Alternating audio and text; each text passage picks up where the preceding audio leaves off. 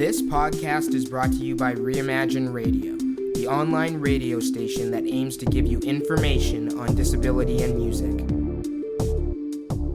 Did you know that post-secondary youth with disabilities have a harder time getting a job than their peers? Let's help break down the barriers by taking the Youth Leadership Initiative survey at disabilityfoundation.org/YLI before July 14th. My name's Graham Wyman, and I'm the program coordinator with the Vancouver Adapted Music Society. Today on Reimagine Radio, we have our artist feature, and today is a very special guest. We are joined by Dave Symington, the co-founder of VAMS. Dave, how are you doing today? Doing well, my friend. How are you? I'm doing very well, sir. It's always a pleasure to have you on and, have a little chat. So pleasure's all mine. Well, we could debate that. That's true. Whose pleasure is it more? I know it's better for me. Oh, well, all right. I'll let you. I'll concede this one. Next time you're on, it'll be mine. So, Dave, it's almost been a year to the day since we had you and the other VAMS co-founder, Sam Sullivan, on Reimagine Radio when the pandemic started. It's crazy to think about that, but why don't you let our listeners know a little bit about your artistic pursuits that have gone on in the last year for you? Well, it's been a bit of a roller coaster in that respect. I found that I was struggling with my creative output. I don't know if that's partly because of COVID, partly changed lifestyle and environments, and not maybe feeling as inspired. So it's been a little more deliberate, I guess, than just naturally flowing. Right. So I don't feel I've been particularly productive. I have done some writing and got into doing sketching and actually doing beats for one of our fellow artists, Greg Labine, and found that kind of fun. And just looking at, I guess, different avenues to explore. I took a couple of writing, nothing to do with music, but just online writing courses, group writing projects. But it was kind of the same. It was good to have deadlines, but I found myself not really doing the homework until the night before class. Okay. Right. Even though I had 3 weeks to get to it. Right. I'd sketch out a couple of ideas here and there. Yeah, I don't know that it's much different. I've kind of always been like that, where I go in phases, I'll write a lot, and I can't seem to get through a day without writing something or doing something creative. But it's been required a little more concerted effort this year. Well, I mean, it's interesting you say that, because I know myself and other VAMS musicians or certain colleagues that I went to college with, I've heard time and again that, we've hit this wall at certain points where the creativity ebbs and flows. And it is funny how, you have all of a sudden this burst where you just can't, get enough out. And then I know at Christmas for myself, it was like 2 weeks of, I think I picked up the guitar or bass once. And I guess, how do you kind of find yourself to kind of get past that, or to maybe, just accept it, and that's even just all right as well? Well, I think partly the lack of, being able to go to the studio and jam and just play with ideas with different people. I'm just kind of realizing that in this moment, that I feel like I'm creatively in some kind of a flow. So I probably write more when I'm playing more. Just inspires me. Right. Or I'll sometimes what will happen for me is that I will be out, I'll go to the beach or something, and I'll have some lyric ideas or some poetry ideas, and I just assume, like a dream, that I'll remember it, and I don't write it down. Right. Right. And then I'll get home or the next morning, whatever, I can't recall what I was thinking. Right. No, and So I've got to be more on top of that and really write down notes as they happen. It's an ongoing process. Sometimes I think I should just not bother writing because it weighs on me, and I'm often asked to write things, and I don't. Usually I work well under pressure, but when it comes to creative output, I probably still write better under pressure, but it's stressful to work that way. I don't know that it's particularly good for our mental health. Yeah, and I like to collaborate, but that's not 100% of the time, because it does depend on the topic, the theme, the style, the person, your energy, your motivation. Right. But I think we have, thanks to you and everybody adapting programs and methods of going about participating in music, we have been able to do some things collaboratively online. Yeah. But there's a part of us, like probably for both of us and most of us, is that, well, this is just temporary. It's not our first choice. So we're kind of doing this on the belief that very soon we'll be able to get back to some degree of normalcy. No, but fortunately, we have been able to do gigs, and we've done some playing. It's just a little bit guarded because of COVID and protocols, and I still feel a bit tentative and a little nervous in some situations. Same here. As I think we all do. It's just such an unusual experience that they say is once in 100-year event. So let's hope it's our only one. Yeah. No, you're telling me.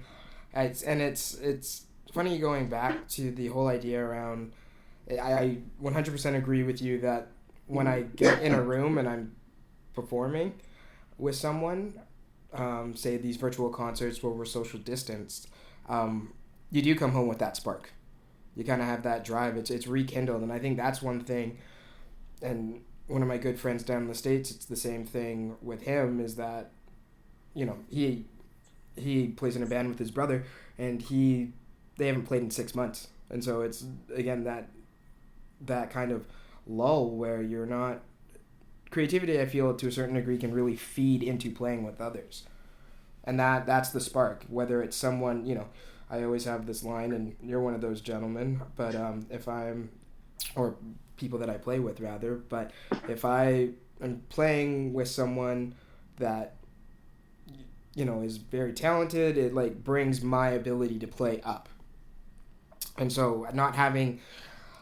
whether we can do it online, but not having that consistency or that interaction one-on-one is very, it's difficult to try to do that on your own. And we have been lucky in the fact that we have the technology to do, say this Zoom session for a collaboration song or something like that. But one thing, too, that I noticed over Christmas is I was getting more increasingly frustrated with why aren't I have all this free time? Why am I not playing? And I think that there's also... we need to be a bit kind to ourselves, or give ourselves space to, again, this is an unusual time, and not, trying to force the issue can sometimes even dull that creative spark more. I think that's exactly right. I feel the same way, that I need to allow myself that, to be okay, that I'm not being as productive as I might, as my perfect self would be, and that it has been an ongoing. I don't know how I got involved in all of this. In some ways, I think back, and it just kind of happened that I I went into phases of writing and playing, and things just kind of create themselves almost. But when we're not in the room together, feeding off each other's energy, it's a very different thing to be doing that online. Mm-hmm. When you can't, it's just a different presence, a way to, kind of sense where somebody's going when you're in the same room, like if we're having a jam session. Mm-hmm. And to be more impromptu about things. Right. So, but it's important to, like Dr. Henry says, be safe, be kind, be calm. Is it calm? Is it calm? Is it? I might be, hopefully. But be kind to yourself too. Yeah. In that respect, that I actually had a deadline last week to send some writing to be used as lyrics to somebody, and I haven't done that. But I'm allowing myself.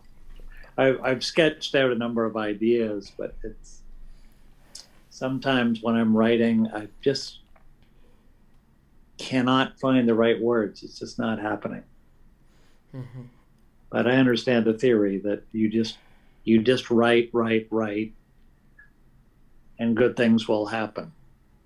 Yeah, no, and I eventually, and that's just to give our listeners an example. And maybe you can, please put your 2 cents into this. But I found, for instance, our first collaboration song that we did was incredibly, like, that moved very quickly. I found, and it was very natural in the meetings, and it was very, like, the overall kind of mentality. There was a clear message in what we were trying to convey.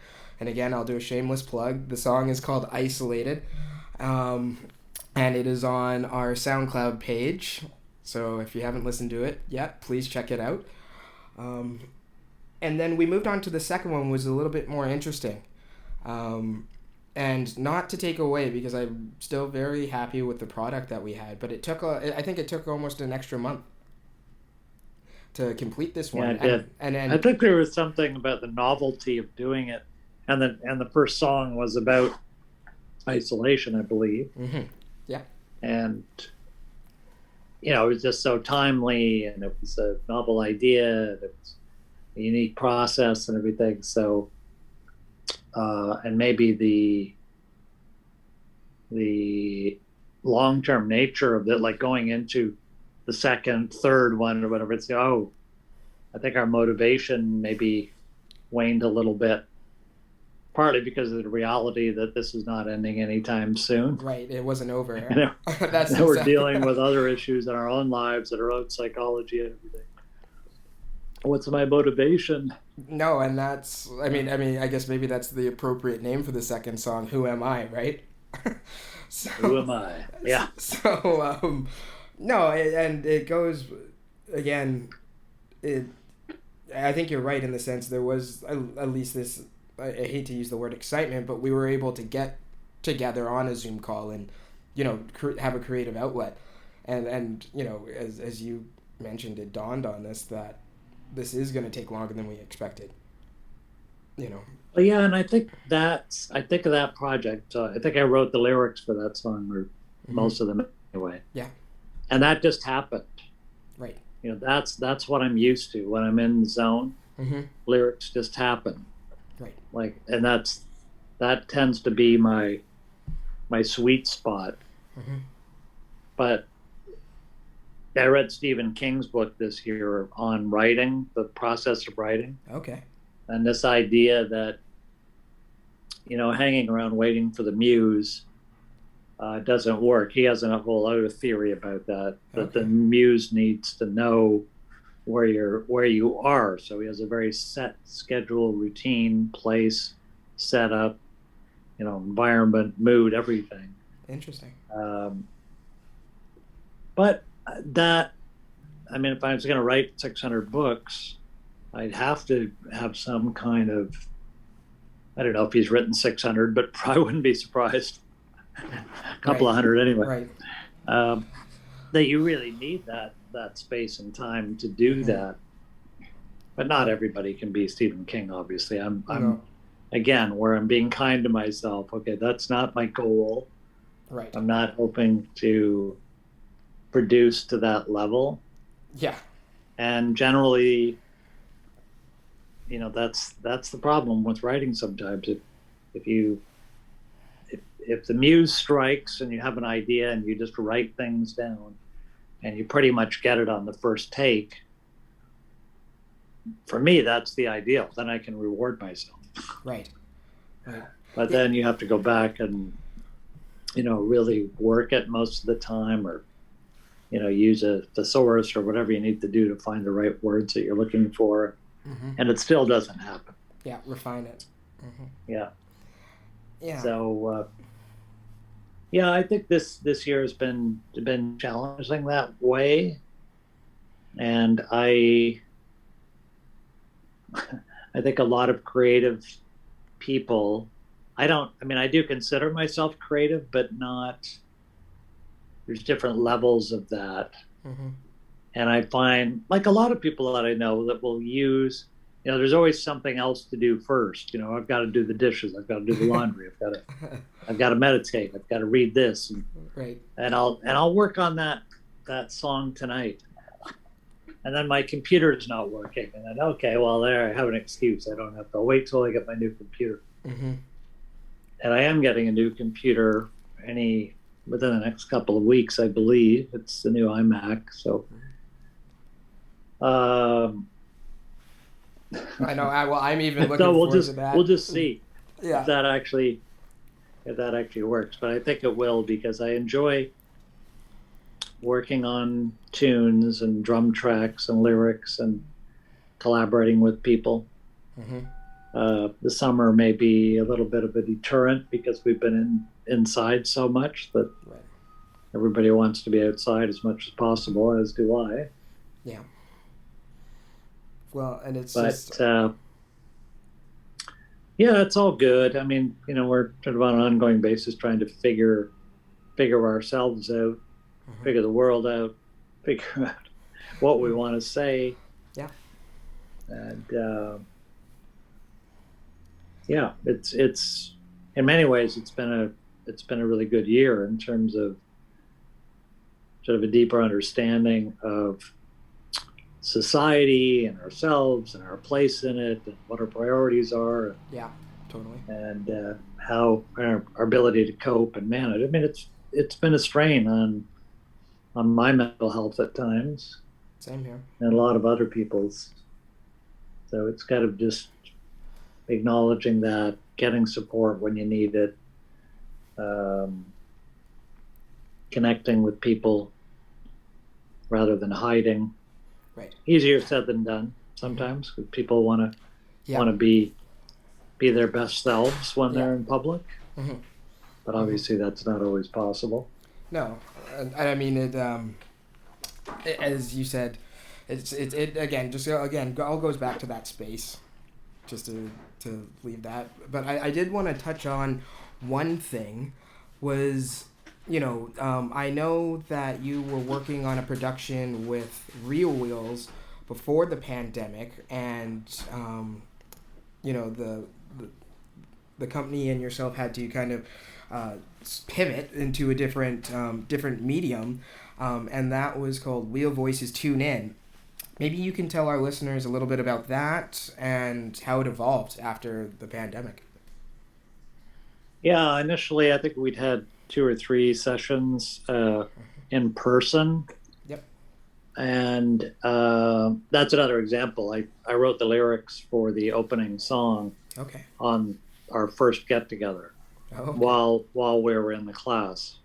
Yeah. I just started writing notes, and it just happened, and I presented it when there was a break, and they went with it. And that's always a good way for things to work. And so my role, initially I thought I'd just be working on music and helping out with that and using our studio to record people's voices and songs and background music and whatever needed to happen, which has normally been my role. And I've been in their shows, I think all of them except one. Okay. in terms of the Wheel Voices shows. Yeah. Right. So we basically just ended it when everything got shut down. Mm-hmm. But they continued to meet every Wednesday night on Zoom just to check in and support each other. And then probably a couple of months after that, they decided that, maybe we could still do this. We could do it all online. Right. And so we just continued to work on content and slowly, I was really in the background. I'd taken some time away from it because I'd had some health issues and I really didn't feel I could make that ongoing commitment at the time. But then so they involved other people and certain things that I had been doing. And then I came back in, and really I didn't do a whole lot. I wasn't on every call. Mm-hmm. But they ended up adapting it so that some of the things we could do at home, we could do audio if we were singing, part of a song that they were going to use as harmonies, and we could just do our audio recordings at home. Right. And then when we had to do any video, some of it we could do at home, but otherwise they brought in, like I needed to help to set up a camera and a white screen and everything. So they came over, everybody wore masks. We went by the protocols to a T. Of course. And then all of this, just like we've been doing with some of our music work, everything ends up in the hands of the editor. That's hours and hours and hours, days and weeks. Right. Trying to figure out, how you're going to piece everything together. But I think they did an awesome job.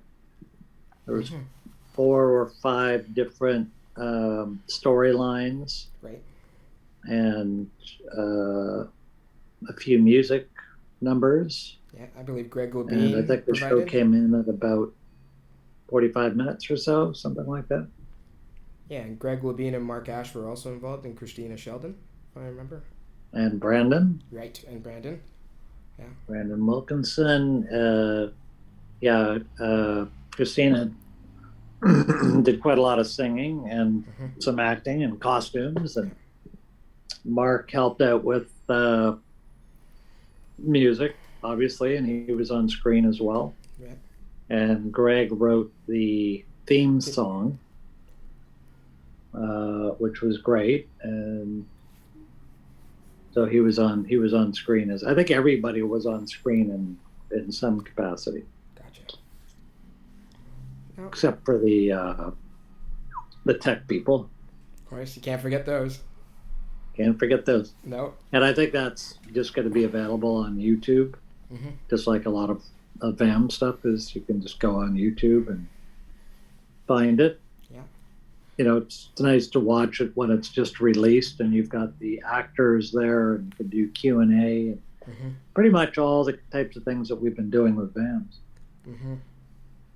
No, it's it's an amazing thing to see so many different groups,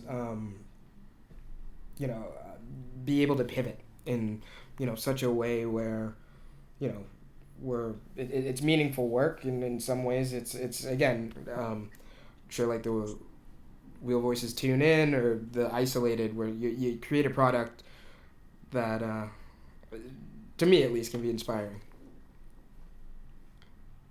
Yeah, no, it's really, I think, brought people together, and I think in terms of the Real Wheels cast and crew, that having that weekly Zoom session just to check in, not everybody checked in every week, but just knowing it was there and there was a community of people to support you and facilitate the creative outlet and that kind of thing, it worked well. I think right now we're all kind of hoping that we can start to get back to doing things in person and bringing more people into a space. But obviously we will proceed with a lot of caution. Yeah. Follow all the guidelines, and we will get there. I have pretty hopeful that by the fall, at the latest, we will be able to open up some more, perhaps get in the studio Yes. and have meetings in person and that sort of thing without having to wear a mask and be outside. We maybe still be wearing masks inside for a while, but that's okay. Yeah. Hey, any chance I get to play with Dr. Octa? Dr. Octa. So, speaking of, and I guess we can do outdoor gigs. We've got that system now. That battery system that you got. Yeah, no, I was on a meeting earlier today where I have to figure out what the dates are going to be for that. So that's coming down the pipeline as well. So just to give our listeners a background, we will probably be doing an outdoor event at Jericho Sailing Club at some point in the summer. So yeah, stay tuned for that. I look forward to that. Yes. No, exactly. Get out in the sun. I can tell you how much I look forward to that. Yeah. No, it'll be great. Yeah. But to kind of finish our conversation today, sir, about a week and a half ago, you and I had to throw a performance together with the VAMS program assistant, Brian Vino. Maybe you can tell our listeners a little bit about, first of all, how we were able to get it together so quickly, but about this particular project that's close to, I think, well, definitely my heart and hopefully yours as well. Yeah, well, we had planned to do it with another artist, and who, because of COVID, decided that it was a little risky still. And obviously we respect that. Totally. But we thought, well, we have the space. What can we do? And I think you suggested we do our classic rock set, which we've just been jamming on and having a lot of fun with, and bring in Bryden to play bass so you could focus on the guitar. I guess I had some doubts whether we'd be able to pull it off, and I'm very, very curious to see how it did pan out. I don't know if you've seen or heard any of it yet, but yesterday evening. So we did our approximately 20 minutes of, how many songs do we have in that medley? 9 or 10? 9 like songs. Yeah, it turned out to be 9. 9. And I'm with you about not knowing whether or not it was going to come together. That particular night, I think I was up till 2:30 in the morning, stressing out about the fact that, and I think that was coupled with I was moving the next day as well, so I think that was twofold. You had a lot on your plate. I just remember, just sitting there in the bed and just staring up at the wall, like, all right, like logistically, how is everything gonna work? And again, Bryden stepped up to the plate, and he was able to, he showed up and knew his parts. And to give our listeners a little bit of an example as well, Dave and I hadn't played that particular full section together since October. So we were coming in, we recorded that early May, so, almost 5-6 months. And it's basically one piece of music, one part, one tune leading into the next. To say roughly, a minute of each song, minute and a half of each song, but there's no stoppage. Yeah. So it's roughly 20 minutes of constant playing and hitting all of the changes and the transitions. Cues, yeah.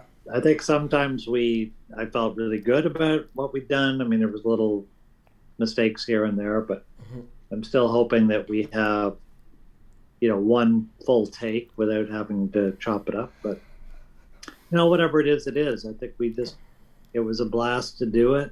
Yes, it was. And it'll be great to have it, in the archives, and we can add it to our set list for other gigs too. No, for a live audience.